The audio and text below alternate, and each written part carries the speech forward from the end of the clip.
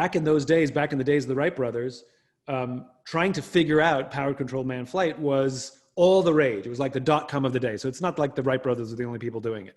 Lots of people were doing it. And the lead contender was a guy named Samuel Pierpont Langley. Langley was well-known. He was well-respected. He was funded, his efforts were funded by the War Department, the precursor to the DOD. So he was very, very well funded. He had cash. He hired literally the best engineers, the best mechanics, the best mathematicians that money could buy. He had the dream team.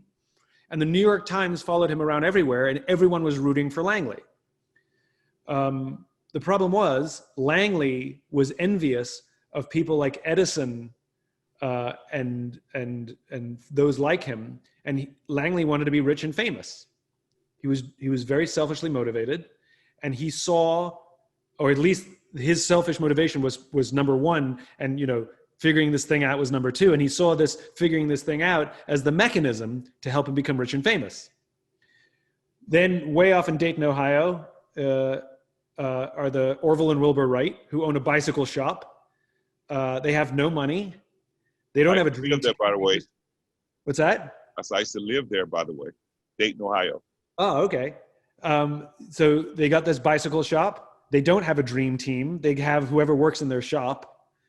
They have no funding, and nobody knows who they are. That nobody even knows that they exist. The difference was they had a vision, and they were compelled that they realized that if they could figure out this flying thing, it would have a profound and positive impact on the world. It would change the world. And it's what motivated them to come back day after day after day, failure after failure after failure. They weren't making money.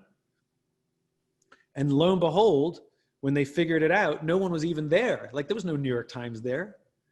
They recorded it themselves. And further proof that Langley was motivated by the wrong thing, which was he could have said, amazing, I'm going to improve upon your tech. He didn't. As soon as the Wright brothers were celebrated as figuring it out, Langley quit. He didn't have to. Right. But he did. It's not money and dream team, it's teamwork. It's vision and teamwork and shared cause that makes for a great organization. It goes back to the very beginning of what we're talking about, manipulation versus inspiration, which is if the people come together inspired by common cause and are willing to struggle and suffer together, it's more likely they're going to solve a problem and innovate.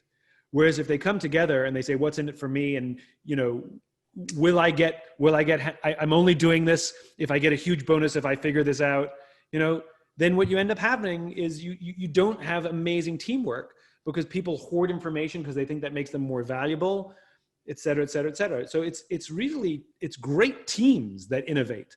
It's not necessarily great individuals.